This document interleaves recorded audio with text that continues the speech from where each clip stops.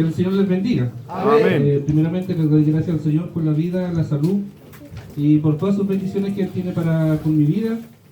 Agradecido por la oportunidad que se me está dando de poder a lo mejor entregar un tema. Yo les comentaba a ellos de que normalmente yo no salgo de mi metro cuadrado, entonces igual, por decirlo de una forma, es primera vez, sobre todo en este caso con los ciclistas, porque yo no soy ciclista. Sí. Y primera vez que entrego un tema a nivel zonal. Entonces le doy las gracias al Señor por el privilegio que tiene conmigo, y a la vez le pido las oraciones también para que estén clamando que todo lo que se quiera enseñar sea producto del corazón del Señor. También, como mi hermano Francisco decía, mi nombre es Marcos Veloso, pertenezco a la iglesia de los Notros, Lomas Colorada, y por la misericordia del Señor y por las bondades de Él también pertenezco al departamento de enseñanza de CETEL. No sé si hay alguno aquí que está estudiando en el departamento de CETEL. Bueno, Francisco, el pastor, que está en cuarto, allá el hermano también, yo creo que son de segundo porque no lo he visto en las clases. Ahí están las hermanas también ahí en la cocina, que pertenecen a CETEL, son alumnos, y si usted quiere pertenecer o quiere estudiar más de la palabra como lo hemos estado aprendiendo hasta el momento, le invitamos también a que lo pueda hacer el otro año, comenzando desde primero hasta cuarto. Y son temas yo en lo personal, temas muy interesantes. Sobre todo el primer año, que a lo mejor uno lo miraba así como, a lo mejor que lo irán a enseñar, pero realmente son temas que nos llegan a todos los que son líderes y en general a todos nosotros que al final igual cumplimos un liderazgo dentro de nuestras familias. Entonces quedan todos invitados, la pastora Jimena igual, ella era encargada, así que yo creo que estaría contenta de tener a lo mejor un curso de primero con varios participantes. Este año por lo menos son como 80 hermanos que comenzaron el primero, y gracias al Señor yo estoy haciendo el cuarto, que igual con un poquito de temor porque son puros pastores, ¿no? Entonces una vez a lo mejor el enemigo pone pensamientos medio de inferioridad, pero uno empieza a reprender en el nombre del Señor y confía en el Señor claramente. O sea, al final el Señor nos está dando esa oportunidad, debemos de aprovecharla. Y el pastor acá es alumno de cuarto, así que son como 13 matrimonios que están participando de cuarto, y ya este es, como les decía, es su último año. Así que quedan todos invitados a poder estudiar. Nuestra pastora Juanita también pertenece a cuarto año, se ha conectado los días lunes. Así que la invitación queda para todos, para seguir aprendiendo de la palabra del Señor. Me voy a subir arriba.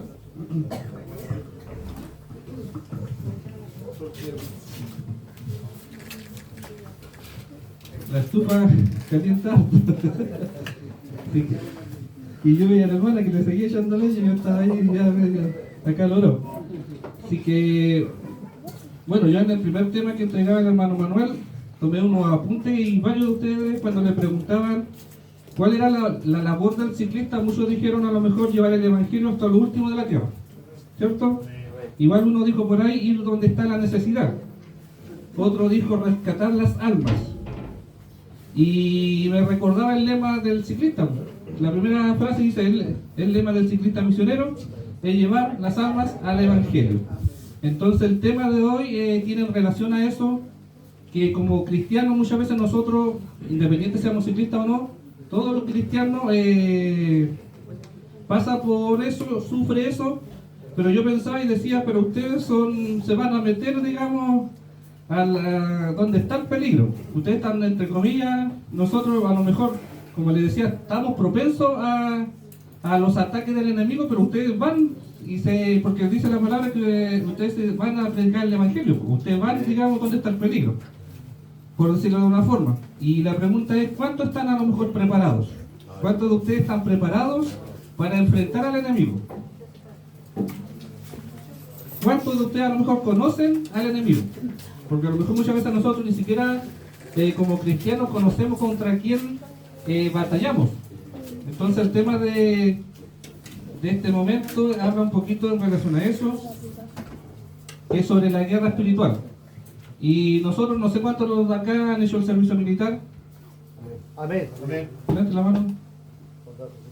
A mí igual me tocó allá en Coyhaique por un año. Y a nosotros se nos instruye dentro del servicio militar a utilizar el arma y a un sinfín de actividades que como soldados debemos de aprender.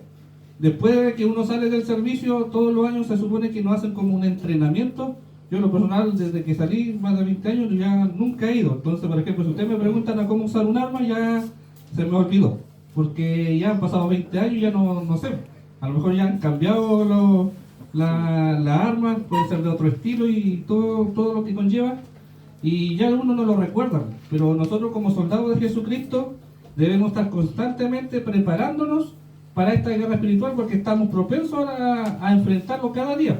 Y como les decía, ustedes van donde está el peligro, porque la labor del ciclista y lo que yo he visto en los ciclistas de la iglesia, Talla de Loma, cuando salen a predicar, van a los hogares, o cuando salen a una gira, van a los hogares a orar por los enfermos, a orar por aquella persona que necesita la oración, y a lo mejor muchas veces usted se ha encontrado con sorpresas, por decirlo así, con demonios poseyendo a una persona, y muchas veces nosotros no tenemos las herramientas de cómo poder utilizarla en esa situación, o realmente la tenemos, pero llega el momento y nos pilla desprevenidos y quedamos, por decirlo, como los ejemplos que nos da la Biblia. Por ejemplo, cuando el Señor unos discípulos dijeron de que ellos no pudieron reprender al demonio, y el Señor les dijo que por su falta de fe, que ellos, si tuvieran fe como un grano de mostaza, harían grandes cosas, y que ese espíritu salía con oración y ayuno. Y después tenemos otro ejemplo que a mí siempre me llama la atención, que sale en el libro de los Hechos, que fueron los 7 hijos de Seba, que dice que fueron a reprender un demonio, y el demonio, yo siempre digo así, les dio una pateadura que al final ellos salieron desnudos, dice la palabra. Entonces, no sé si a usted le ha ocurrido algo similar, que ha ido a enfrentar, por decirlo de una forma, al enemigo y ha salido de esa forma. Ojalá que no nos ocurra si se nos presenta alguna de esas situaciones, porque como soldados de Jesucristo debemos estar preparados. Amén. Y así como lo vemos en el área secular, también sucede en el área espiritual. Pues nosotros, como yo les decía, como soldados siempre nos estamos preparando para la batalla. Normalmente un país siempre está, como yo le decía a los jóvenes el otro día, tiene espías dentro de otro país, porque obviamente siempre va a querer saber la arma que tiene aquel país. Imagínense que estamos en Chile y posiblemente dentro de Chile hayan espías de los países que están a nuestro alrededor. Y yo creo que es así, porque en caso de una guerra, ellos van a estar preparados y van a conocer cómo nosotros trabajamos como país, qué armas tenemos, en relación a los aviones, los barcos, cómo se maneja el área de los soldados. Y nosotros como chilenos yo creo que también tenemos espías en otros países. Entonces no debemos desconocer esta área que también nos afecta como cristianos, que es la guerra espiritual. No sé si alguno de ustedes en algún momento ha tenido algún estudio en relación a la guerra espiritual. Normalmente, ¿no? Nadie, o yo creo que a lo mejor lo básico. En algún momento se le ha enseñado. Y como escritura base, tengo ahí el texto de 1 de Pedro 5, 8, 9, que dice: sed sobrios y velar, porque vuestro adversario el diablo, como león rugiente, anda alrededor buscando a quien devorar, al cual resistir firmes en la fe, sabiendo que los mismos padecimientos se van cumpliendo en nuestros hermanos en todo el mundo. Ahí dice ser sobrios.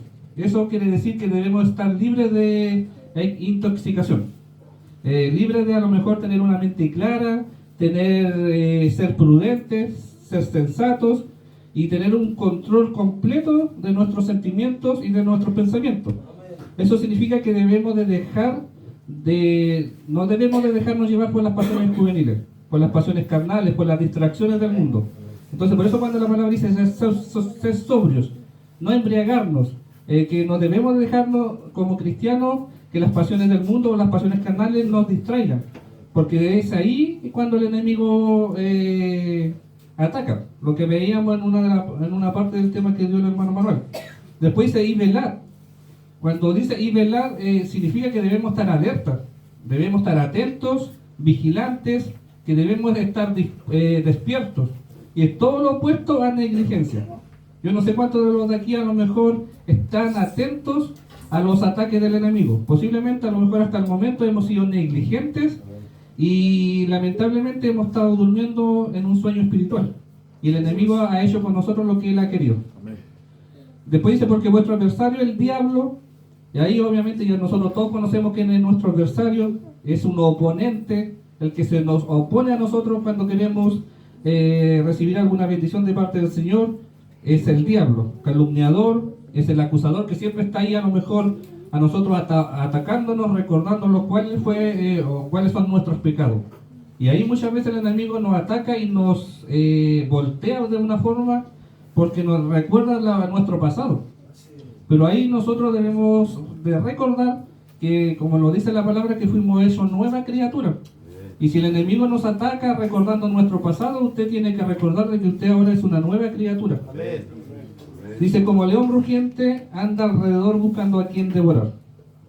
Esta imagen dice que evoca terror. Lo que veíamos igual en una de las partes del tema del manual, que un león rugiente, muchas veces a lo mejor lo podemos malinterpretar por el león de la tribu de Judá, este otro tipo de león. Es un león que anda alrededor de nosotros tratando de hacernos caer, intentando de destruirnos. Y dice que el rugido del león no es para a lo mejor, cuando el león ruge es para que nosotros nos asustemos y a la vez nos desorientemos. Y que al final nosotros seamos presa fácil para él.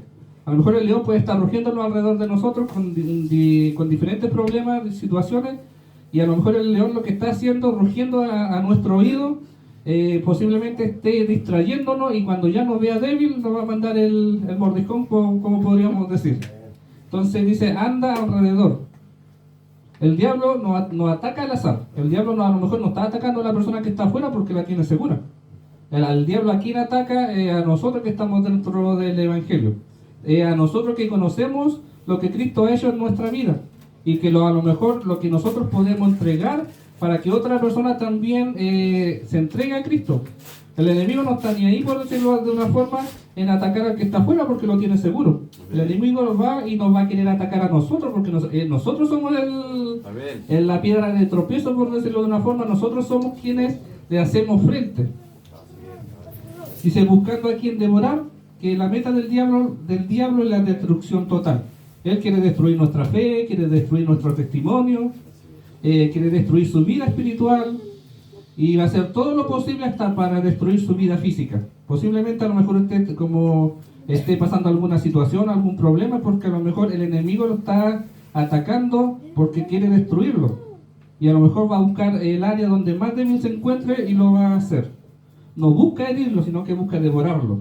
Y yo tomaba unos apuntes y recordaba que cuando a nosotros nos decían, nos pasaban nuestra polola, porque así le dicen al fusil, esta es tu polola, yo una vez la perdí, y perderla no es algo que uno se la lleve así como sin nada. Me subieron, me bajaron como quisieron. Yo siempre me recuerdo porque, y no fue que la haya perdido, sino que se me intercambió con otra persona, que andábamos en campaña y no sé cómo, nunca pues lo pude, por decirlo de una forma, entender por qué se me cambió con la otra persona. Yo sí le veía algo raro al fusil, pero me quedé callado. Y después cuando llegamos a la cuadra me di cuenta de que no era el mío por la serie y porque tenía una manchita blanca, y dije, no, si este no es mi fusil. Y voy y se lo digo al cabo, y el cabo me sube, me baja, y nunca había recibido una retana ni de mis papás.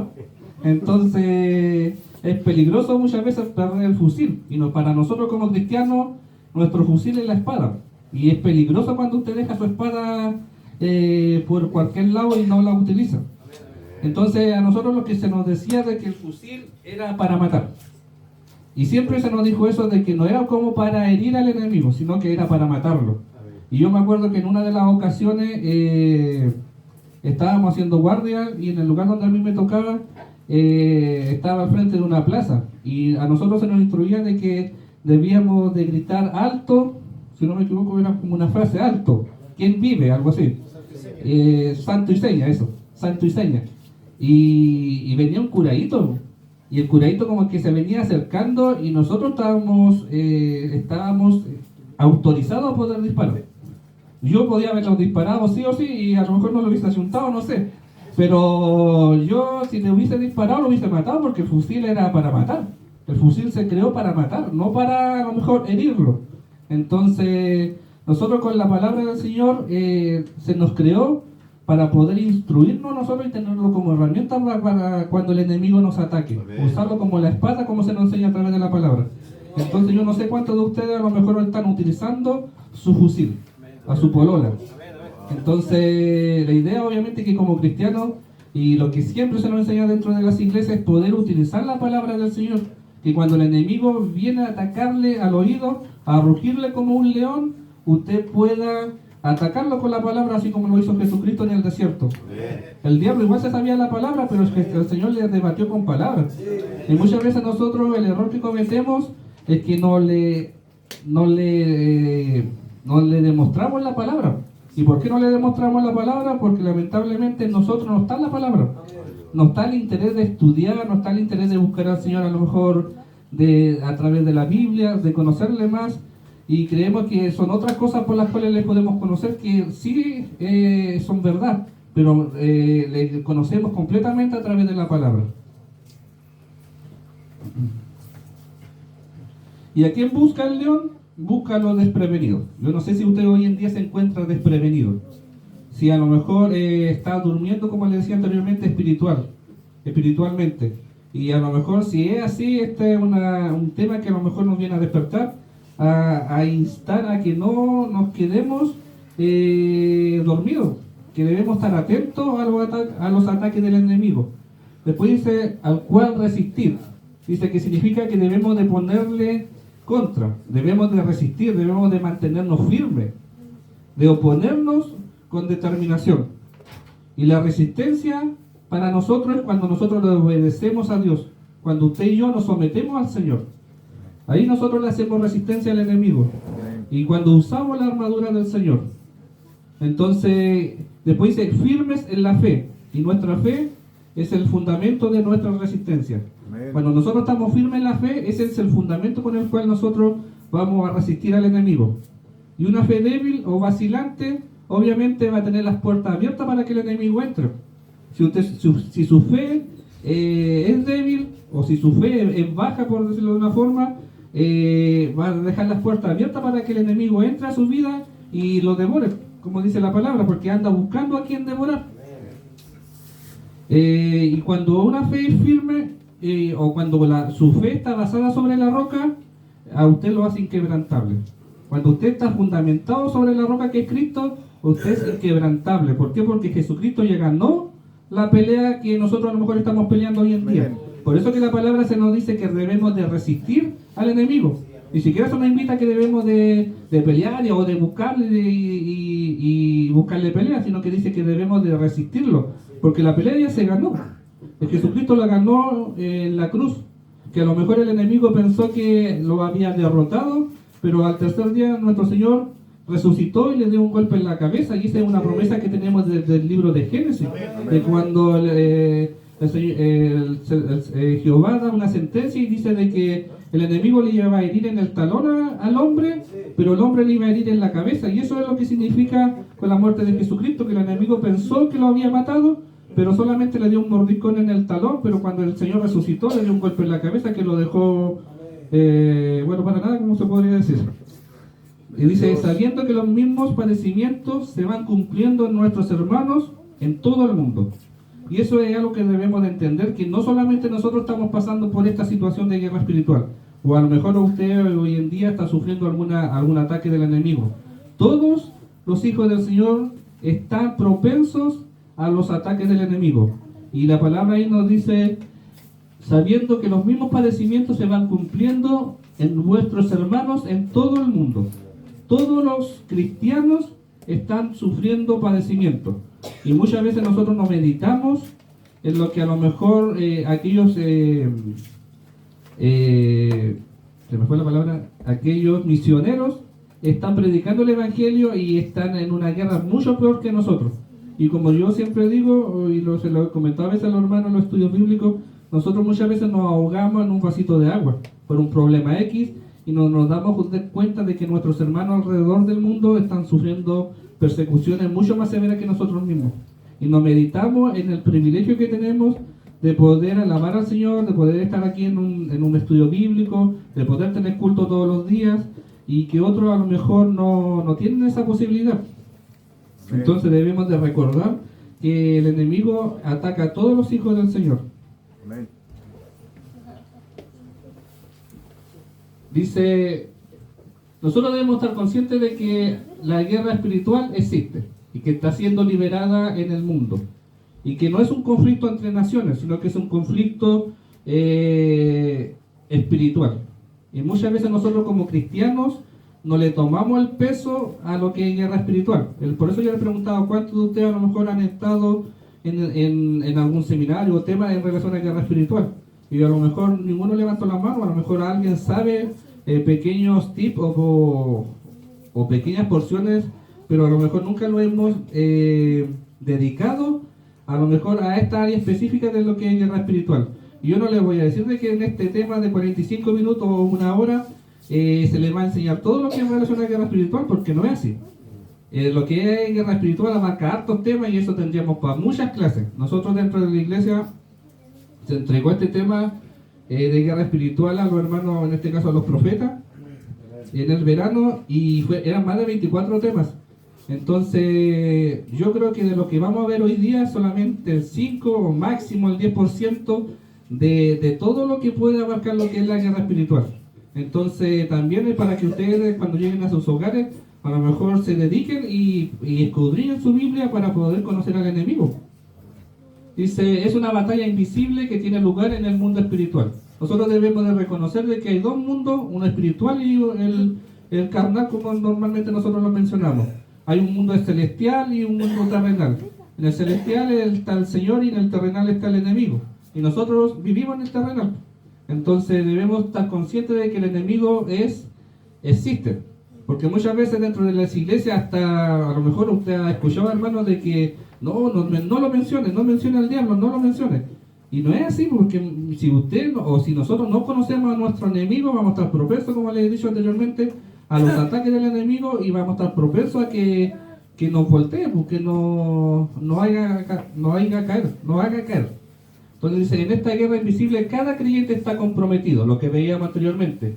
Es una guerra en la cual ninguno usa un uniforme, pero en la cual todos somos un blanco. A lo mejor ustedes usan el uniforme, en este caso de ciclista, pero lo enfocan en el área a lo mejor de un uniforme militar. Pero en este caso, si lo miramos espiritualmente, ustedes tienen un uniforme y son blancos para el enemigo. Amén. Y no solamente ustedes, sino que todos nosotros. Amén. Todos los que son hijos del Señor. Amén. Dice, y este registro histórico, profético, de esta guerra está contenido en la palabra del Señor, en lo que es la Biblia. Como les decía anteriormente, todo lo que nosotros podemos conocer o instruirnos, está en la palabra del Señor. ¿Cómo podemos resistir al diablo? ¿Cómo podemos... las armas que podemos tener están dentro de la palabra del Señor. No debemos de andar buscando en otros lados. Dice, cuando nosotros nacemos, en este caso cuando usted se entrega a Cristo, pasa del mundo, digamos, del reino de las tinieblas al reino de la luz. Aquí en la iglesia de Loma hay varios jóvenes que han llegado, y ellos estaban, podríamos decir, en el reino de las tinieblas, pero se rescataron y pasaron al reino de la luz. ¿Y usted cree que el enemigo está contento de eso? No creo. Entonces, antes, como dice ahí, servíamos a Satanás, pero ahora debemos servir a Dios porque nos ha rescatado del dominio de Satanás. Y Satanás no está contento de que ya aquellas personas le sirvan a él. Obviamente no está contento porque le hemos quitado soldados, por decirlo de una forma. Y como dice él ahí, intentará hacer todo lo posible para que caigan y vuelvan a su estado natural o a su vieja naturaleza. Dice que esta es una guerra, es una parte de nuestra guerra espiritual en que necesitamos resistir en el poder de Dios, los avances de Satanás y mantenernos en la victoria sobre el enemigo. Entonces, con el tema de hoy, ustedes van a ir aprendiendo algunos puntos que a lo mejor debemos de entender como hijos del Señor para poder resistir al enemigo. Porque si no lo sabemos o no lo entendemos, el enemigo nos va, como lo he dicho anteriormente, nos va a botar y vamos a volver a nuestra vieja naturaleza. Dice, la otra cara de la guerra espiritual es que como discípulos de Jesús tenemos una comisión de Dios de hacer discípulos a todas las naciones. En lo que en este caso ustedes respondieron cuando se les preguntaba cuál era la labor del ciclista. ¿Por qué usted a lo mejor es ciclista? ¿Por qué? Para rescatar las almas del mundo. Y es lo que dice ahí, que nosotros a través de la guerra espiritual tenemos una comisión que es rescatar a los discípulos del reino de las tinieblas. Usted como ciclista está cumpliendo esa labor. Vuelvo a lo mismo, los hermanos de la iglesia siempre salen a visitar hogares, o cuando salen a giras, salen a visitar hogares, y lo que están haciendo es rescatar las almas para el evangelio, y ahí están haciendo guerra espiritual. A lo mejor usted nunca lo ha visto de esa forma, pero es eso, usted está haciendo guerra espiritual cuando le rescata un soldado para Jesucristo. Amén. Y como dice ahí, que todos los pueblos del mundo están bajo el poder de Satanás y no pueden ver la verdad, y por lo tanto, para ser discípulos para Dios, necesitamos traer el poder de Dios para salvación a la gente y dejar que Él libere a la gente del reino de las tinieblas y los coloque en el reino de Dios. Amén. Entonces, debemos de entender ese concepto, y en este caso ustedes como ciclistas tienen esa comisión de hacer guerra espiritual contra el enemigo y de quitarle las almas al enemigo y sacarlo del reino de las tinieblas y colocarlo en el reino de la luz. Dice que nosotros no tenemos que derrotar a Satanás de nuevo. Y ahí hay un pasaje que dice en Colosenses 2:15, y despojándolos a los principados y a las potestades, lo exhibió públicamente, triunfando sobre ellos en la cruz. El Señor ya peleó por nosotros la batalla. Amén. La batalla ya está ganada, pero lamentablemente somos nosotros muchas veces que no recordamos que esa batalla ya fue ganada. Y ahí es donde el enemigo muchas veces nos ataca. ¿Por qué? Porque nosotros no recordamos. ¿Y por qué no recordamos? Porque no leemos. Amén. Dice que Jesús ha ganado una victoria total y solo necesitamos vivir en lo bueno de ella y hacer cumplir esa victoria. Esto hará que Dios nos pueda usar para ganar a la gente en este mismo lugar de victoria. Entonces, cuando usted tiene claro eso, el Señor lo va a utilizar y usted va a poder ser un soldado que rescata almas al enemigo. Dice, la realidad de la guerra espiritual. Ahí lo vamos ahora a enfocar en Efesios 6:12, que dice, porque no tenemos lucha contra sangre y carne, sino contra principados, contra potestades, contra los gobernadores de las tinieblas de este siglo, contra huestes espirituales de maldad en las regiones celestes. Y aquí donde nosotros muchas veces debemos entender de que nuestro enemigo no son las personas. Nuestro enemigo no son los problemas a lo mejor económicos, el problema que usted tiene a lo mejor en este momento, sino que son las fuerzas espirituales detrás de esos problemas. Porque muchas veces él es el enemigo que está actuando detrás de todos esos problemas. Y muchas veces nosotros nos vemos y culpamos a las personas. Por ejemplo, si yo tengo problemas con un hermano o tengo cierta situación, culpamos al hermano, pero nos vemos detrás de eso que hay algo espiritual, hay una fuerza espiritual. Nos vamos a la raíz del problema. Y ahí, como dice, nuestros enemigos son espirituales. Y ahí podemos ver que no es contra carne ni sangre, que nuestros enemigos son espirituales, que son principados, potestades, gobernadores de las tinieblas, huestes espirituales de maldad en las regiones celestes, y sobre todo obviamente Satanás, que es quien los dirige. Entonces, ahí donde muchas veces nosotros desconocemos cómo trabaja Satanás.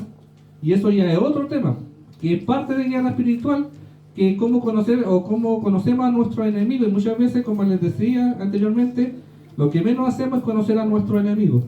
Entonces eso es satanología o demoniología, que son ramas de la guerra espiritual con la cual nosotros podemos conocer a nuestro enemigo. Amén. Y como nosotros sabemos que Satanás es un imitador, nosotros sabemos que dentro de los ángeles tenemos arcángeles, serafines, querubines, y Satanás siempre va a estar imitando al Señor en todas las áreas. Entonces él también tiene sus propias como dice el principado, potestades, su jerarquía, en este caso de demonios.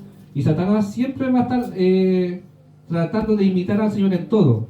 Y por ejemplo, Satanás tiene a su Trinidad. Nosotros tenemos la Trinidad, que creemos en el Padre, Hijo y Espíritu Santo. Bueno, Trinidad no aparece específicamente en la Biblia, pero la palabra nos enseña que son tres personas que no son tres dioses, sino que es un solo Dios en tres personas.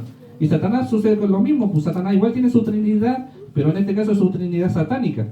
El diablo se pone en el lugar de Dios, el anticristo en el lugar de Jesucristo, y el falso profeta en el lugar del Espíritu Santo. Entonces Satanás también imita en todas las áreas lo que el Señor hace. Él también tiene sus sinagogas, tiene falsos profetas, y así es otro tema, como les decía, pero es como una pincelada para que ustedes se den cuenta de que Satanás siempre va a ser un imitador y va a querer imitar a todo lo que el Señor tiene y que Él también lo quiere tener. Amén.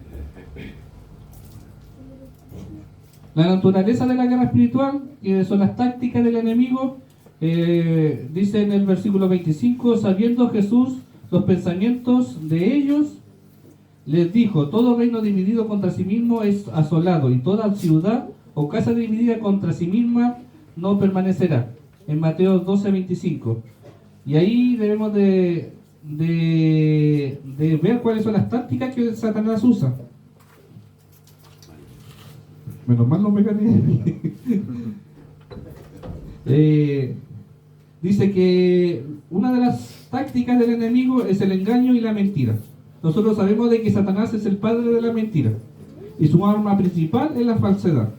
Él pone dudas sobre la palabra de Dios y pone tentaciones o distracciones que nos hacen que nos salgamos del buen camino. El enemigo siempre va a estar poniendo dudas en lo que es la palabra del Señor. Y ahí es donde usted tiene que escudriñar la palabra y estar seguro de lo que nos enseña la palabra. Muchas veces nosotros dentro de los cultos puede llegar una persona que nos viene con un espíritu bueno y que viene a lo mejor a engañar a la gente, en este caso a los hermanos, y predican, y nosotros lamentablemente muchas veces decimos amén, amén, amén, pero muchas veces no meditamos en lo que la persona dice. Entonces muchas veces si usted queda con la duda debe de escudriñar la palabra del Señor. Amén. Debe de buscar si realmente es así lo que dice.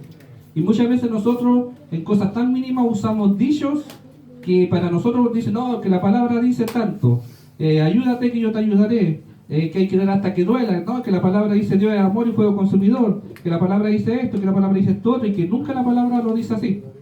La palabra en relación a Dios y fuego consumidor es un texto que nosotros lo encontramos en dos partes de la Biblia con diferentes contextos. Entonces, pero nosotros muchas veces lo tomamos como que si fuera un versículo que la palabra lo dice, y ahí es donde nosotros debemos de tener cuidado. Dice que también utiliza la tentación. Satanás siempre va a atacar a lo mejor nuestros deseos o nuestras debilidades o nuestros puntos vulnerables. Satanás sabe cuáles son sus puntos vulnerables y siempre lo va a atacar de esa forma. Siempre va a estar atacándolo en esa área. Y muchas veces usted se pregunta, ¿pero por qué de nuevo me pasó lo mismo? ¿Por qué? Porque Satanás le va a atacar donde más débil usted se encuentre. No va a atacar su fortaleza porque sabe que no va a poder, sino que va a atacar sus debilidades. Y va a poner toda clase de tentaciones, pues a lo mejor usted en el mundo hacía tales cosas y Satanás va a tratar de utilizar esas mismas cosas para poder hacerlo caer. También utiliza lo que es la opresión y el desánimo. Dice que son cargas emocionales, que muchas veces Satanás también utiliza la depresión, la desesperanza, y lo que busca es debilitar nuestra fe y debilitar nuestra relación con el Señor. Y nosotros lo podemos ver dentro de las iglesias, que Satanás muchas veces utiliza el desánimo dentro de la iglesia. Yo siempre me acuerdo de un hermano de la iglesia que él decía de que él se miraba como un gusano. Y yo le decía, ¿pero por qué se mira como un gusano? No, que yo soy un gusano, que aquí, que allá, delante de la presencia del Señor. Pero diga, pero no, pues, hermano, si usted, la palabra a mí me enseña que yo soy hijo de Dios, que soy coheredero de Cristo, soy príncipe, soy real sacerdocio. Entonces no puedo decir que yo me siento como un gusano delante de la presencia del Señor. Entonces muchas veces hay dentro de las iglesias, hermanos, que el desánimo anda a la flor de piel, como se dice, porque todo el día o en la iglesia están desanimadas, o no quieren hacer nada porque se encuentran desanimadas o andan en depresión. A lo mejor usted puede decir, no, porque la depresión es algo mental nomás, pero lamentablemente el enemigo utiliza la depresión como un arma. Y muchas veces los jóvenes se encuentran en depresión y producto de la depresión cometen errores. No sé si alguien tiene un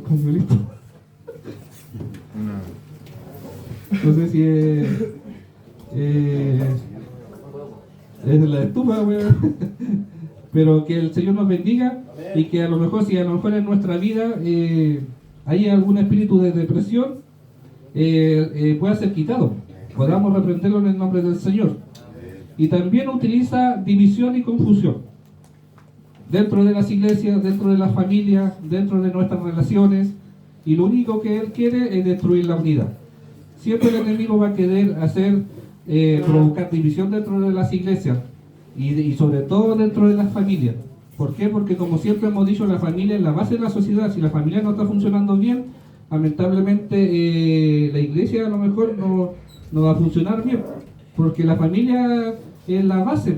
Entonces, si la familia no funciona bien, obviamente las relaciones dentro de la iglesia tampoco lo van a hacer. Dice, la estrategia del creyente es estar firme en el Señor. Según Efesios 6, del 10 al 11, dice la armadura de Dios. Por lo demás, hermanos míos, fortaleceos en el Señor y en el poder de su fuerza, vestidos de toda la armadura de Dios para que podáis estar firmes contra las acechanzas del enemigo. Nuestra fortaleza, como dice ahí, es Cristo. No debemos de confiar en nuestras propias fuerzas, y ahí es donde muchas veces fallamos, porque nosotros confiamos en nuestras propias fuerzas. También debemos de vestir toda la armadura de Dios, no solamente una parte. Yo no voy a usar solamente el fusil, porque la palabra me enseña y me da varios elementos de la armadura de Dios. Entonces yo no puedo usar solamente una parte, tengo que usar toda la armadura del Señor, como lo dice ahí. Resistir en el día malo, y eso es cuando nosotros nos encontramos preparados, cuando viene el ataque intenso. Cuando usted resiste al diablo, es porque usted está preparado, le está haciendo resistencia. Amén. Entonces debemos siempre estar preparados cuando el enemigo quiere atacarnos.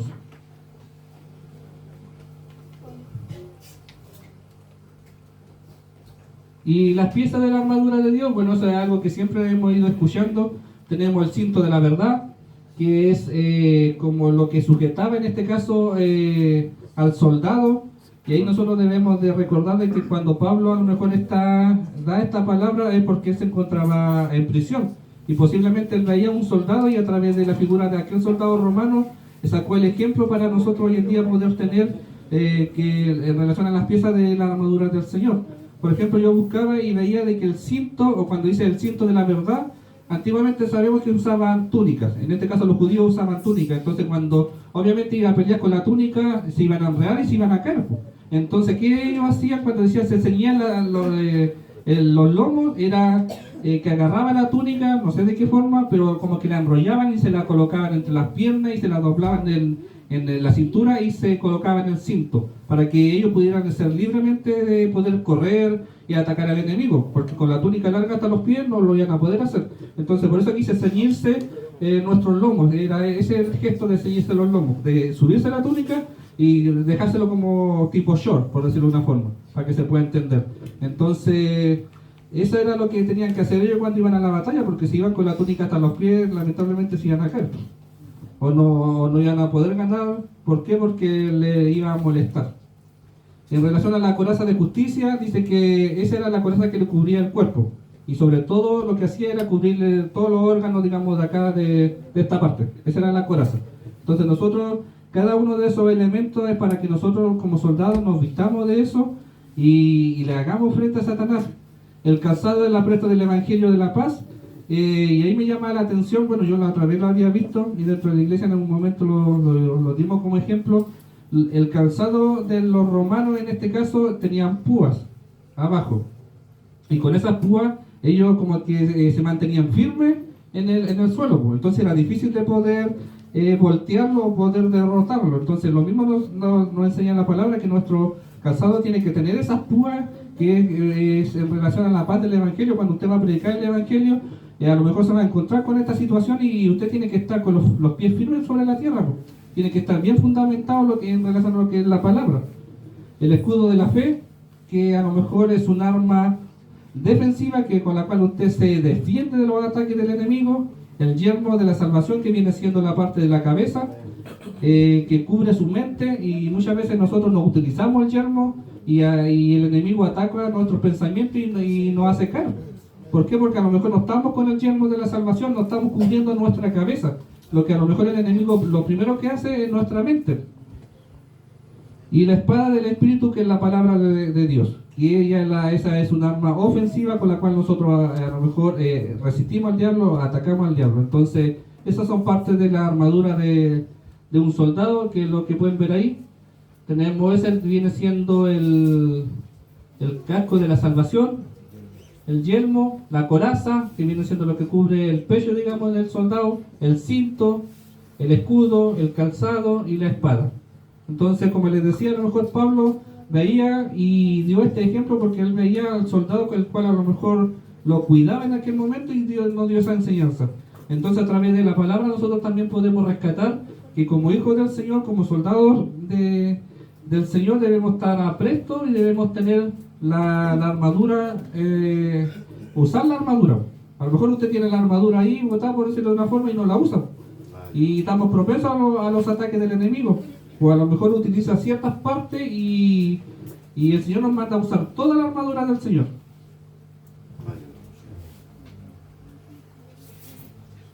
Dice la oración constante, que es el fundamento de todo. Lo que según nos enseña Efesios 6:18, dice, orando en todo tiempo, con toda oración y súplica en el Espíritu, y velando en ello con toda perseverancia y súplica por todos los santos.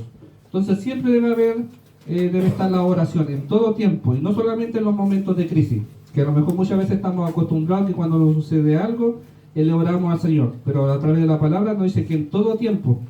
También debe ser una oración con toda súplica, y ahí a lo mejor debe haber una variación dentro de nuestra oración, adorar al Señor, interceder, tener momentos de peticiones.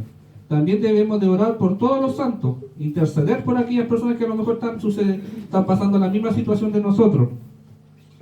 Y velando con toda perseverancia, ser diligentes y constantes en la oración.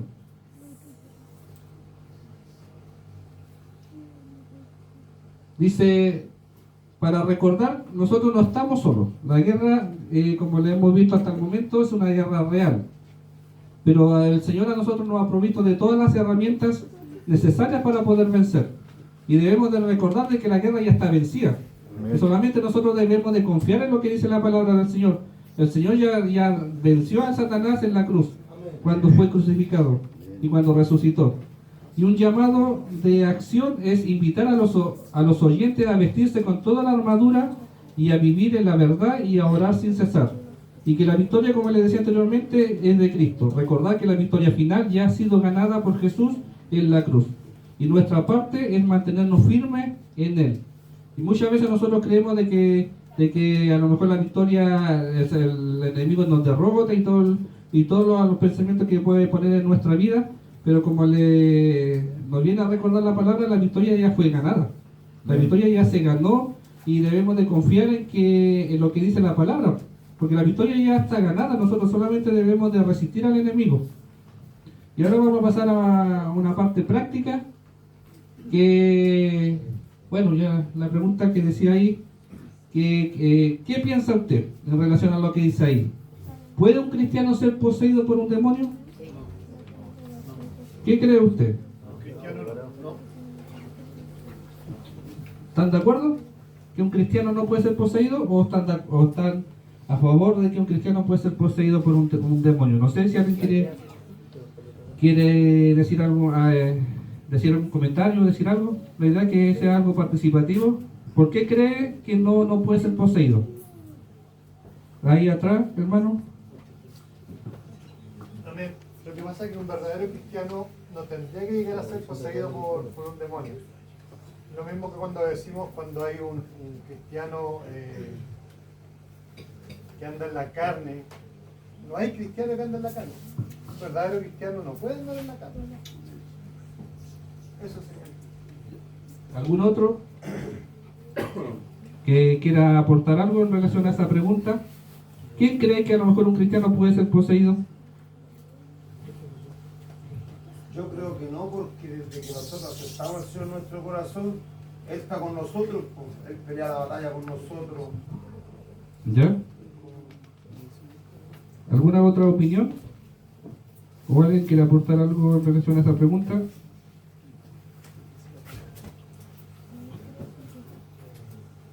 Ya dice, La respuesta dice que aunque la Biblia a lo mejor a nosotros nos enseña explícitamente de que un cristiano no puede ser poseído por un demonio, sí hay verdades bíblicas en la palabra, que a nosotros nos dan a entender o nos dejan suficientemente claro que los cristianos no pueden ser poseídos por un demonio.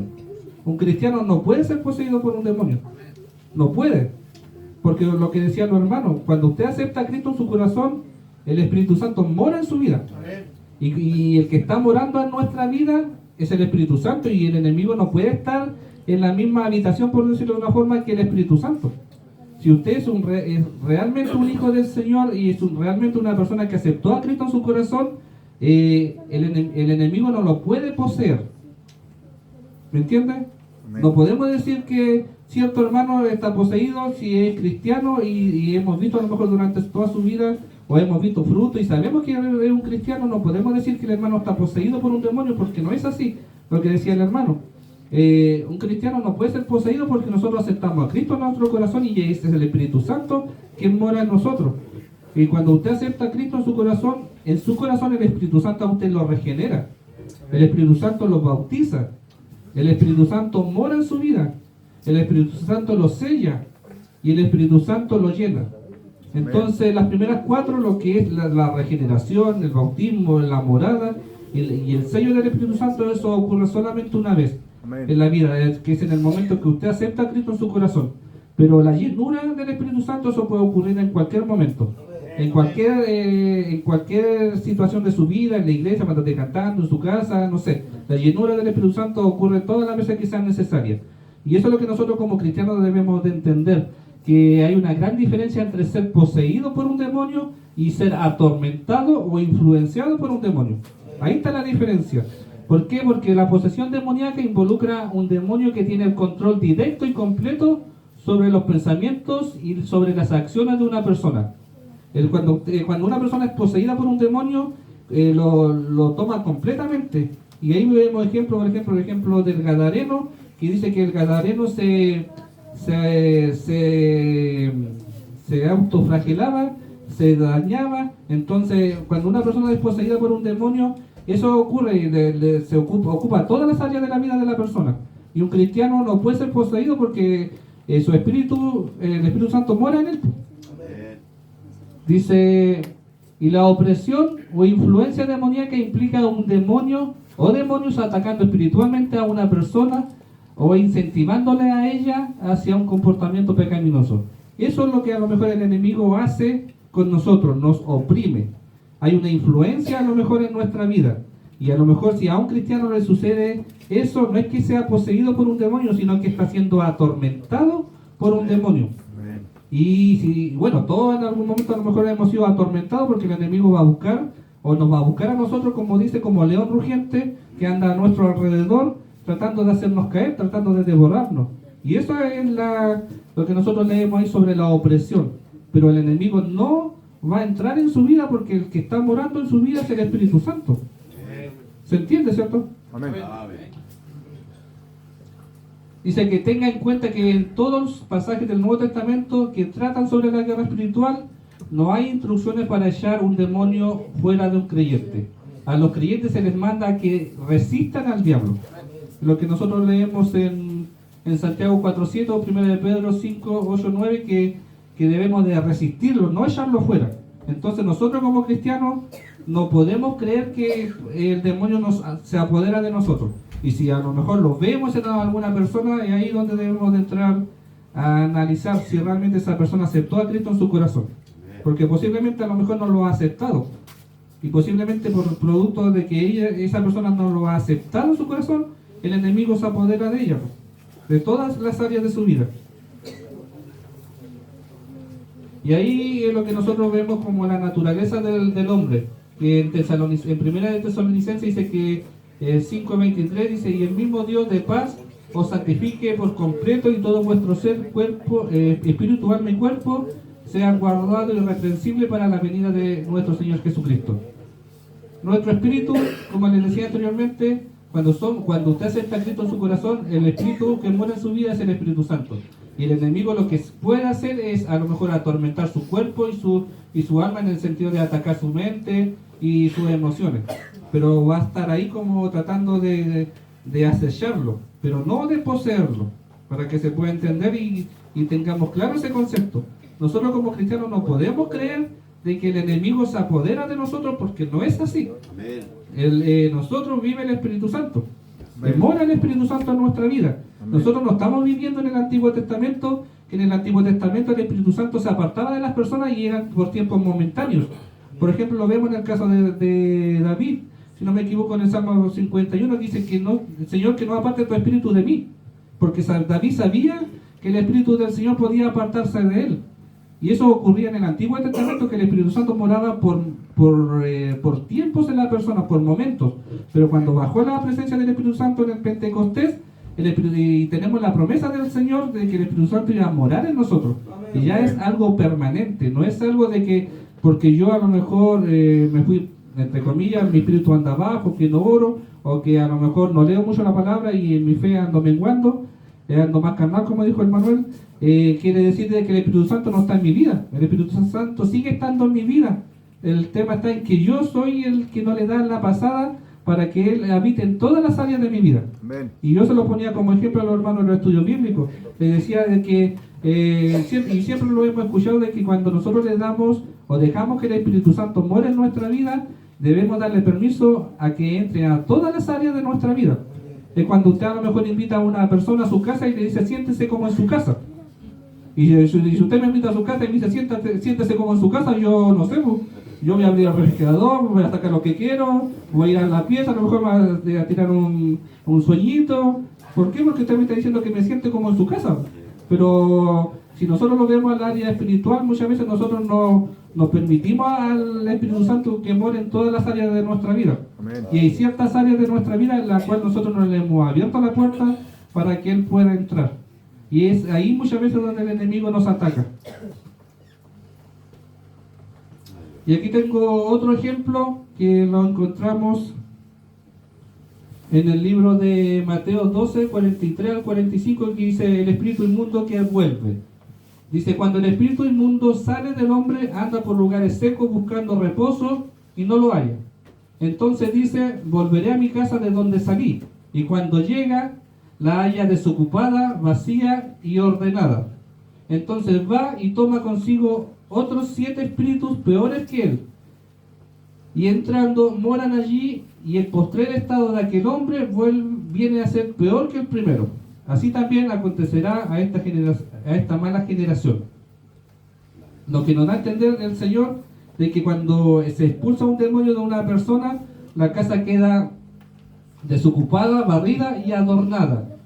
Y que después el enemigo anda vagando por el desierto y busca a alguien a quien poder poseer, y que dice que vuelva a la persona. Y dice que como dice ahí, y va y toma consigo 7 espíritus peores que él, y entrando moran allí. Que vuelva a la persona. Vuelve nuevamente a la persona que fue expulsada a un demonio. Y ahora pongámoslo ese ejemplo a la vida, digamos, en el año 2025. Que sucediera ese mismo caso. Por ejemplo, que ustedes se encuentren en una situación de una persona que está endemoniada, y el Señor a usted lo usa a través de la armadura del Señor y con todas las herramientas que el Señor nos da a través de su palabra, y expulsa a aquel demonio. Pero ¿qué sucede? Que a las 2 semanas ese demonio, o al día siguiente, ese demonio vuelve a la persona. ¿Dónde está el error? Si se supone que nosotros expulsamos al demonio de aquella persona, pero después vuelve a la misma, y sigue siendo atormentada por un demonio. ¿Dónde está el problema dentro de ese pasaje? ¿O dónde podemos ver el problema dentro del pasaje que hemos visto? No sé si se entendió el ejemplo. Por ejemplo, si usted va y expulsa a un demonio, y vuelve a los 2 días, 3 días, y la persona quedó bien, quedó, como dice ahí, su casa quedó ordenada, barrida y desocupada. Y el demonio vuelve de nuevo y se apodera de nuevo de aquella persona. Y sigue siendo atormentada por un demonio. Y a lo mejor nosotros como cristianos diríamos, pero ¿cómo si el Señor entre comillas, nos utilizó y expulsamos el demonio en el nombre del Señor? ¿Por qué de nuevo está con un demonio? Porque la persona tiene que seguir siendo su casa. ¿Ya? Seguir ahí tomando la armadura. No ha sido nuevamente habitada, porque si se supone que la deshabitamos es para que muere alguien en ella, ¿Ya? y queda vacía. Por eso el enemigo nos ronda y la vuelve y la pilla vacía. Ya. Debemos de ocuparla con la presencia del Señor en este caso, ¿Ya? con la palabra, llenarla o sea, llenar Ese vacío. el vacío que queda en Ya, va por ahí. Pero hay como un, por decirlo, hay un concepto básico que en este caso es el hermano Richard.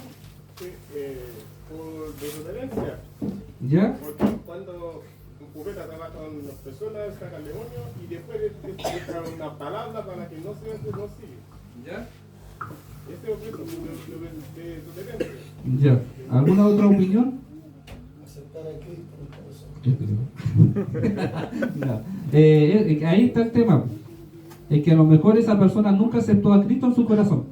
Y por eso que la casa está vacía, porque como le hemos dicho anteriormente, cuando usted acepta a Cristo en su corazón, el Espíritu Santo mora en su vida.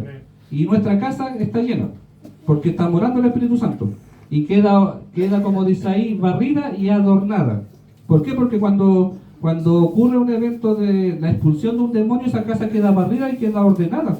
Y queda desocupada, como dice la palabra del Señor. Pero esa desocupada tiene que ser, como decía el hermano, tiene que ser morada por alguien, que en este caso es el Espíritu Santo. ¿Y qué sucede con nosotros cuando usted se encuentra en una situación así? ¿Qué tiene que hacer? ¿Presentarle qué cosa? A Cristo, que en este caso es el plan de salvación que nosotros conocemos. Yo no sé, por ejemplo, de los que están aquí, ¿cuántos de ustedes a lo mejor saben guiar a una persona a través del plan de salvación? ¿Cómo lo hacen ustedes, por ejemplo, si ustedes van a una... y el tema muchas veces a lo mejor cometemos el error de que podemos ir hacia una persona y muchas veces uno lo ve dentro de las iglesias igual, de que a lo mejor oramos por la persona, sabemos que la persona es inconversa, pero nunca le presentamos al Señor como su Salvador. Y ahí al final es como que el trabajo, por decirlo de una forma, no valió de nada porque esa persona se fue y no aceptó a Cristo en su corazón.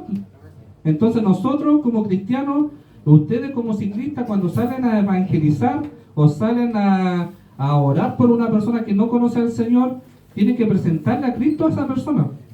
Porque si no, el trabajo, por decirlo de una forma, fue en vano. Porque esa persona después va a volver porque no, con las mismas enfermedades, como dice el ejemplo ahí, pongamos la enfermedad o un demonio, lo que sea, va a volver a habitar aquella casa porque está desocupada. ¿Y cómo se llena? A través del Espíritu Santo. ¿Y cómo esa persona lo hace? A través de presentarle a Cristo, a ella, para que pueda aceptarlo como su Señor y Salvador, y pueda reconocer que es pecador y que lo acepta a Él como su único dueño de su vida.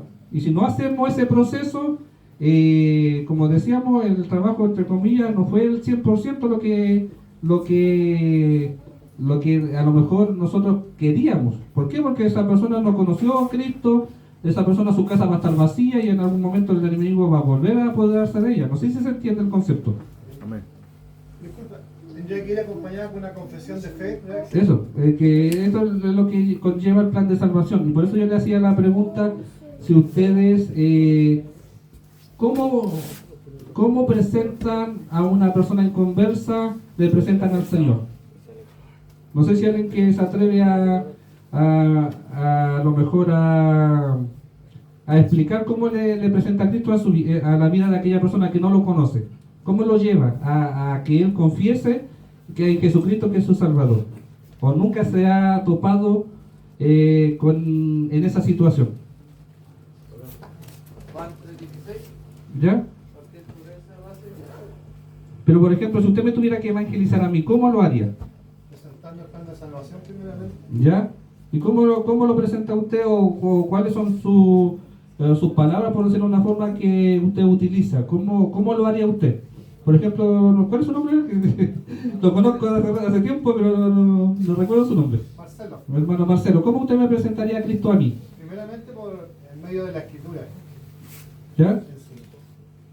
Nosotros, por ejemplo, yo siempre he trabajado con escuelas dominicales y antiguamente siempre nosotros presentábamos de una forma diferente, que a lo mejor no sé si para usted puede ser a lo mejor infantil o no, al contrario, pero es una herramienta que nosotros utilizamos para guiar a una persona a que acepta a Cristo en su corazón y que para nosotros en sí, cuando se lo presentamos a los niños, Y no solamente a los niños, porque al final la gente adulta lo va a entender, porque al final nosotros no podemos hablar en un lenguaje a los adultos que ellos no conocen. Al final hay que tratarlos como niños, como nos dice la palabra. Si yo llevo a un niño a través de un plan de salvación y utilizo los colores, yo eso perfectamente también lo puedo utilizar con una persona adulta que no conoce a Cristo. Entonces esas son metodologías y son herramientas que nosotros a veces dentro de a los tíos de escuela dominical, y no solamente a los tíos, sino que en general se le entrega para que ellos puedan guiar a una persona a través del proceso de que él acepta a Cristo. Y esa es lo que, bueno, es una de las técnicas que es el plan de salvación a través de la pulsera evangelizadora. No sé si alguien lo ha escuchado en algún momento sobre la pulsera, que es lo que ustedes ven acá. Que la pulsera de evangelizadora, está la cruz evangelizadora, hay varios métodos, que hasta la sandía. Por ejemplo, nosotros cuando fuimos a Trapa con el equipo de misiones hace años atrás, se le dio sandía a los niños de Trapa y a lo mejor ellos no conocían la sandía, y le dimos sandía y se les presentó el plan de salvación a través de la sandía, y se les enseñó de que por ejemplo ellos cuando comían sandía, bueno, algunos se la comen las pepas, ¿cierto?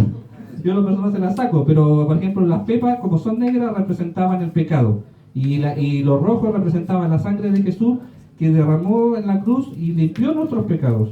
Lo blanco era el producto de que cuando nosotros aceptábamos a Cristo en nuestro corazón, nuestra vida era santificada para el Señor, éramos limpiados de todos los pecados. Después la parte verde de la sandía era el proceso que nosotros como cristianos debemos de seguir, que es crecer dentro del Evangelio a través de asistir a la iglesia, de la oración, del estudio de la palabra, de ayunar, y todas las cosas que nosotros obtenemos a través de nuestro crecimiento. Y llegamos al color amarillo, que en este caso era la flor de la sandía, que si usted lo busca, la flor de la sandía es amarilla. Entonces eso amarillo representaba la vida eterna, representaba que un día nosotros íbamos a estar en un mundo sin enfermedades, sin tristeza. Y le voy a pedir al Manuel que le entregue a cada uno una, para que podamos tener el concepto, como les decía, de lo que significa el plan de salvación. Y si usted a lo mejor no sabe cómo guiar a una persona a Cristo, con esto a lo mejor va a ser una ayuda que usted lo puede hacer. Yo, por ejemplo, si ustedes lo usan por, no sé, si lo quieren usar siempre, eso depende de usted. Porque a lo mejor más de una persona va a llegar y va a preguntar, ¿y qué es lo que es eso? Y ahí le va a dar la pasada a usted para que empezara a llevar en el proceso de que él acepte a Cristo en su corazón. Porque a lo mejor más de alguno le va a preguntar, por ejemplo, si usted se la pone y llega a su casa y a lo mejor su señora, sus hijos se dan cuenta y va a preguntar, ¿y qué es lo que es eso? Y ahí usted empieza a ensayar el plan de salvación con su propia familia. Hermano Marco, Sí, ahora vamos a explicar. una consultita donde sale en Romanos 10, 9, 10 del tema de la confesión de fe, donde dice, perdón, si confesares con tu boca que Jesús es el Señor y creyeres en tu corazón que Dios le levantó de los muertos, serás salvo, porque con el corazón se cree para justicia, pero con la boca se confiesa para salvación. Amén. Es que eso está dentro del proceso que vamos a ver ahora, que es como lo que dices tú, la oración de confesión. Eso es como la base bíblica que a nosotros a lo mejor se nos enseña para poder llevar a una persona a Cristo. Y obviamente confesar a Jesús como su Salvador, lo que nos está enseñando el versículo. La idea es que se la pongan, ¿ah? Traten de ponérsela. Si tiene la manito más gorda ya estamos complicados porque tiene 30 centímetros. ¿Otra casa? Ya, yo te hago otra con más larguita. La mano está lista ahí. Ya, este es como les mencionaba, es una técnica que usted puede utilizar para presentarle a Cristo a otra persona. No solamente a un niño, lo vuelvo a repetir, porque a una persona adulta también lo puede hacer.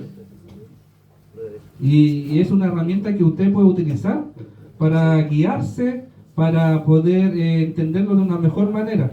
Porque muchas veces a lo mejor a nosotros se nos complica poder guiar a una persona y al final, en vez de dejarla clara, la dejamos más rara.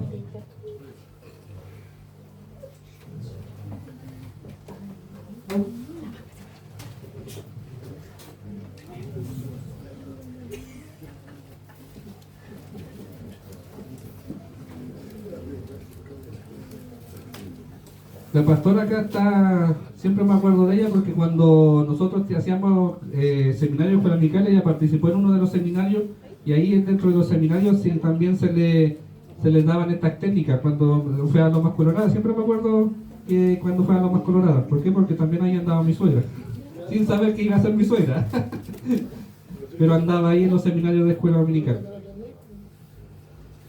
Ya. Ahí tenemos el concepto de cada uno de los colores, digamos, en forma resumida. Que, por ejemplo, ustedes tienen un corazón rojo y un corazón negro. Cuando ustedes le presentan el plan de salvación a una persona, el corazón rojo significa nuestro nacimiento físico y el corazón negro significa nuestra muerte física. Y después el corazón negro significa el pecado, el rojo significa la sangre de Jesús, el blanco significa el perdón, el azul significa el Espíritu Santo, el verde significa crecimiento y el amarillo significa sobre el cielo, sobre la eternidad. Y el corazón negro, como decía, muerte física. Entonces cada uno de esos colores tiene su concepto. ¿Se entendió eso? ¿Cierto?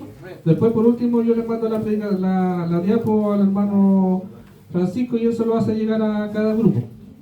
Entonces ahí tenemos los colores que nosotros utilizamos a través del plan de salvación para guiar a una persona a Cristo. Tenemos el color negro, que significa, nos recuerda que todos hemos hecho cosas malas y esas cosas malas se llaman pecado, y el pecado nos aparta de Dios porque Él es perfecto y santo y no puede estar en presencia del pecado. Y ahí está el texto bíblico: por cuanto todos pecaron, están destituidos de la gloria de Dios. Después tenemos el color rojo, que dice que el rojo representa la sangre de Jesús y su amor. Jesús es el único Hijo de Dios, Él murió en la cruz para pagar el costo de nuestros pecados. Y ahí tenemos Juan 3:16, dice: porque de tal manera amó Dios al mundo, que ha dado a su Hijo unigénito, para que todo aquel que en él cree no se pierda, mas tenga vida eterna. Después, bueno, está el plan de salvación, la oración de confesión, que ahí después se lo voy a mostrar. Tenemos el color blanco, que dice: debido a que Jesús murió por nosotros y regresó a la vida, todos nuestros pecados han sido perdonados y lavados. Somos lavados para quedar como blancos, como las nubes o la nieve. Y ahí tenemos el texto de Isaías 1:18 que dice: venid luego, dice Jehová, y estemos a cuenta. Si nuestros pecados fuesen como la grana, como la nieve serán emblanquecidos, y si fuesen rojos como el carmesí, vendrán a ser como blanca lana. El azul dice que representa al Espíritu Santo, la promesa. Cuando le pedimos a Jesús que entre en nuestro corazón, Dios envía al Espíritu Santo para que viva en nosotros y nos ayude a ser mejores personas. Y Juan 14:16-17 dice: yo rogaré al Padre y os dará otro consolador, para que esté con vosotros para siempre, el Espíritu de verdad, al cual el mundo no puede recibir porque no le ve ni le conoce, pero vosotros le conocéis porque mora en vosotros y estará con vosotros. El color verde, que como les decía anteriormente, representa el crecimiento. Nosotros como cristianos crecemos cuando leemos la Biblia, hablamos con Dios por medio de la oración y pasamos tiempo aprendiendo sobre Dios con otros cristianos, lo que están haciendo ustedes hoy en día. Dice 1 Corintios 3:6 dice que yo planté, Pablo regó, pero el crecimiento lo da Dios. Y el color amarillo dice el mensaje de la salvación, en relación al color amarillo, dice que nos recuerda las calles de oro en el cielo. Cuando recibimos a Jesús en nuestro corazón, algún día nosotros estaremos con Él en el cielo por siempre. No habrá dolor ni enfermedad o tristeza en el cielo. Y ahí Juan 5:11-13 dice: y este es el testimonio que Dios nos ha dado, vida eterna, y esta vida está en su Hijo. El que tiene el Hijo tiene la vida, y el que no tiene al Hijo de Dios no tiene la vida. Estas cosas os he escrito a vosotros para que creáis en el nombre del Hijo de Dios, para que sepáis que tenéis vida eterna y para que creáis en el nombre del Hijo de Dios. Y en relación a eso, por ejemplo, ¿cuál es el concepto? Por ejemplo, si usted tiene que guiar a una persona para que reciba al Señor en su corazón, usted, por ejemplo, le puede decir: hola, no sé, ¿usted cómo se llama? Danilo. Danilo, ¿cuándo naciste tú? ¿En qué fecha? Marzo, ya mira Danilo, este corazón rojo representa tu nacimiento, no sé, pues el 13 de marzo. Y cuando tú naciste, pero tú naciste con un problema, naciste con pecado. Porque cuando el pecado entró por un hombre, que desobedeció al Señor, y producto de esa desobediencia el pecado entró en nuestra vida. Entonces cuando nosotros nacemos en pecado, porque el pecado se traspasó de hombre a hombre. Pero hubo una persona que derramó su sangre en la cruz, y aquella persona se llama Jesucristo, el cual pagó el precio derramando su sangre para el perdón de nuestros pecados. Y entre el color rojo y el blanco está lo que ustedes ven ahí adelante, que es lo que leía nuestro hermano Hugo en relación a la oración modelo. Que por ejemplo, cuando usted va en el rojo y le explica de que Jesucristo murió en la cruz y pagó el precio derramando su sangre por nuestros pecados, usted le pregunta si él quiere aceptar a Cristo en su corazón. Y si esa persona dice que sí lo quiere aceptar, usted lo dirige en una oración sencilla, que es lo que sale ahí. Amado Señor Jesús, reconozco que soy pecador y necesito de tu perdón. Creo que moriste en la cruz por mis pecados y resucitaste para darme vida eterna. Te abro mi corazón y te recibo como mi Señor y Salvador. Cambia mi vida y ayúdame a seguirte. Amén. Y lo que está haciendo usted ahí, está reconociendo, está confesando, está aceptando y está pidiendo. Esos 4 conceptos está cumpliendo en la oración de modelo, digámoslo así, como para guiar a una persona. Entonces cuando usted, esa persona, le dice que sí y la guía a través de esa oración, usted le dice, como ahora nosotros, usted aceptó a Cristo en su corazón y el Señor, como le explicaba anteriormente, derramó su sangre y perdonó sus pecados, y usted aceptó a Cristo en su corazón. Ahora su corazón está purificado, ahora usted es una nueva persona. Su corazón no tiene, todos los pecados que a lo mejor usted ha cometido fueron limpiados por la sangre de Jesús, y usted ahora es una nueva criatura. ¿Y qué sucede cuando usted aceptó a Jesucristo en su corazón? Vino la presencia del Espíritu Santo a morar en su vida. Usted fue sellado por el Espíritu Santo porque usted aceptó a Cristo como su Salvador. Pero ¿qué debemos de hacer nosotros hoy en día como hijos del Señor? Porque ahora, como usted aceptó a Cristo en su corazón, usted ahora es un hijo de Dios y el Espíritu Santo mora en usted. ¿Qué debemos de hacer? Es crecer. ¿Y cómo crecemos? A través de la palabra, a través de la oración, a través de la comunión con otra persona.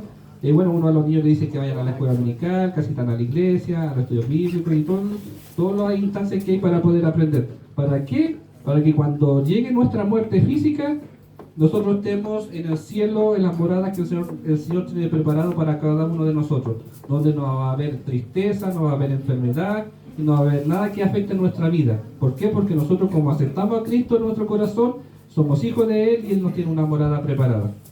Ese es el plan de salvación. Y anoche le explicaba a los hermanos y le decía que los que son medio peluditos le podrían decir a los hermanos, miren, nosotros hemos aceptado a Cristo en nuestro corazón y el enemigo va a estar al acecho de nosotros, como los pelitos que usted tiene en sus brazos. Pero si usted realmente está firme dentro del Evangelio y sus pies fundamentados en la roca, no va a haber nada que lo ataque. Y el enemigo va a querer atacarlo, pero no va a suceder nada. ¿Por qué? Porque usted es un hijo del Señor. Si usted es lampiño, lo deja hasta ahí, no sigue más allá. ¿Por qué? Porque como va a ponerle ya, digamos, un ejemplo y dárselo a entender de la mejor manera a los hermanos, a la persona que a lo mejor no conoce al Señor.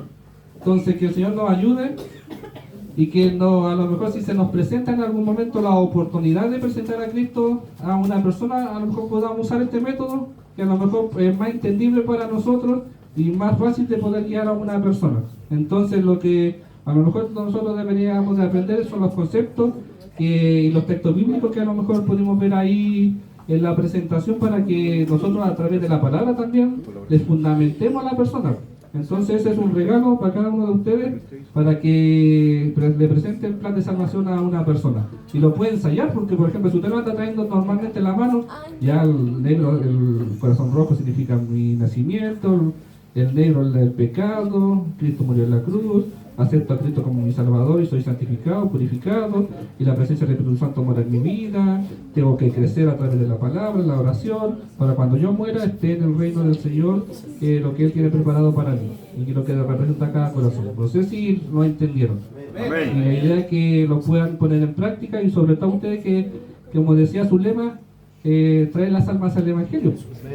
Y como uno siempre dice, con lluvia, calor y frío, lamentablemente ustedes están por su lema, están sujetos a poder hacer todas esas cosas, aunque esté lloviendo. Y si los que no vinieron no le hicieron honor a su lema, porque con lluvia, frío y calor, no, estoy más acalorado que arriba, pero ustedes con lluvia llegaron igual. Entonces que el Señor nos bendiga y que hay, como les decía, es una pincelada en relación a lo que es guerra espiritual, porque en sí el tema es extenso, pero depende de cada uno de nosotros poder escudriñar la palabra del Señor cada día y poder aprender para poder conocer contra quién nosotros batallamos. Amén. ¿Por qué? Porque si no conocemos contra quién batallamos, lamentablemente vamos a estar propensos a todos los ataques del enemigo. Y lamentablemente nos va a voltear, nos va a hacer caer, nuestra fe va a estar menguando. ¿Por qué? Porque nosotros le estamos dando la pasada. Usted le está dejando una puerta abierta para que el enemigo trabaje y lo atormente a través de esa área. Y recordar de que como cristianos nosotros no podemos ser poseídos por un demonio. Entonces, sí atormentado, y que a lo mejor muchas veces nos ocurren a personas que nosotros conocemos, o le ha ocurrido a usted mismo en algún momento, en la noche, o no sé, las diferentes formas que el enemigo trabaja. Porque el enemigo trabaja de una u otra forma, y siempre debemos de recordar de que Él no es omnisciente, ni omnipotente, ni omnipresente. Son las cualidades que el Señor, nuestro Señor tiene, que la Trinidad tiene, que puede estar en todo lugar, tiene el poder y tiene todo el conocimiento, pero el enemigo no es así. El enemigo no tiene todo el conocimiento porque Él no sabe todo lo que ocurre en nuestra vida. Si nosotros obviamente lo decimos y lo hacemos y ve nuestros hechos, Él sabe. Pero Él no se puede meter a nuestra mente para poder ver lo que estamos pensando. Entonces el enemigo no es omnisciente, no es omnipotente. ¿Tiene poder? Sí. Y tampoco debemos de irnos al extremo y de negar que Él tiene poder, porque Él tiene poder. Pero nosotros tenemos más poder, porque Jesucristo está de nuestro lado. Entonces, y esa es la que muchas veces nosotros como cristianos no lo tomamos, porque lamentablemente no vuelvo a lo mismo, aunque suene repetitivo, no escudriñamos la palabra. Y a través de la palabra nosotros conocemos a nuestro enemigo y conocemos las herramientas que como soldados debemos de tener. Escudriñando la palabra, yo no le puedo decir a través de otro método, porque a través de la palabra que nosotros conocemos al Señor, que conocemos las herramientas que Él nos da para poder hacerle frente al enemigo. Entonces, la única forma de poder conocerle es a través de la palabra. Y lo que ustedes están haciendo hoy en día, de escudriñar, de estar aquí a lo mejor con calor, yo estoy con calor, tratando de buscar al Señor de una forma diferente. Usted no se puede basar solamente con ir al culto, porque eso no digo que sea malo o no, al contrario, obviamente es bueno que nos congreguemos, pero usted no se puede conformar solamente con eso. Durante el día tiene que buscar al Señor a través de la oración, a través de la palabra. No podemos solamente esperar a que llegue el culto para poder instruirnos. Y si tienen la posibilidad de otra forma de poder conocer al Señor, tienen que aprovechar toda la instancia que se les presenta para poder conocerle al Señor cada día más. Que el Señor les bendiga y espero que hayan podido entender el concepto de guerra espiritual con una pincelada. Vuelvo a lo mismo, no está todo dentro de este tema, porque el tema es largo, pero en alguna otra oportunidad a lo mejor usted va a tener la instancia de poder seguir aprendiendo la doctrina del Espíritu Santo, la doctrina de Satanás, la doctrina de los demonios, y así la doctrina de la defensa personal y todo lo que a lo mejor nosotros hemos podido tocar hoy día, pero en pinceladas. Que el Señor les bendiga y esa sería mi oportunidad. Amén. Amén.